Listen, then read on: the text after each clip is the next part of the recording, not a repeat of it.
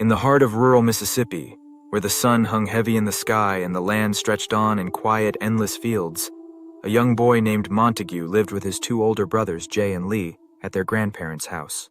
The small, weathered home sat on the edge of a sprawling pasture, where their grandfather worked long hours overseeing the cattle for a distant landowner. With their parents working all day in town, it was their grandparents who raised them, filling the boys' lives with the slow, steady routine of farm life. Jay and Lee thrived in this world. They were strong and independent, always eager to help their grandfather with the cattle or explore the woods behind the house. But Montague was different. He had a gift, an extraordinary ability to draw, to see the world in shapes and colors that no one else around him seemed to notice. Yet in their isolated life, there were few outlets for his creativity. The nearest town offered nothing beyond the basics, no art classes or supplies, and there were no neighbors for miles.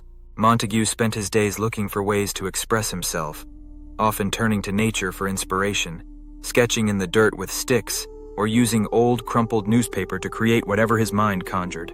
When his imagination got the better of him, boredom took hold, and Montague often found himself in trouble. While Jay and Lee helped their grandfather in the pasture, Montague would sneak away, climbing the old wooden fence to gaze out over the cattle, or wander through the woods.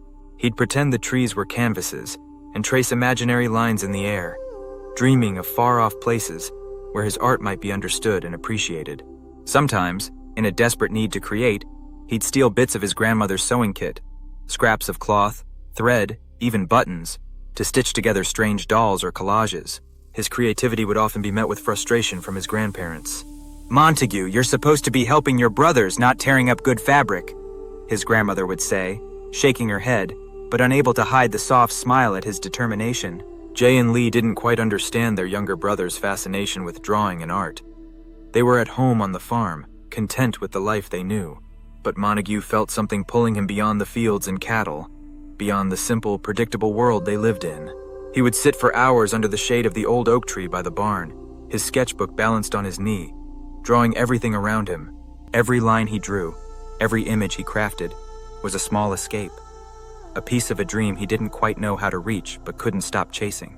"Montague, get your head out of the clouds, boy," his grandfather would say when he caught him daydreaming. "This farm's your home, not them fancy places you're thinking about." But Montague couldn't help it. His heart beat for something bigger, brighter, something that his pencil and paper only hinted at. The quiet of rural Mississippi could never contain the vivid, untamed world inside him.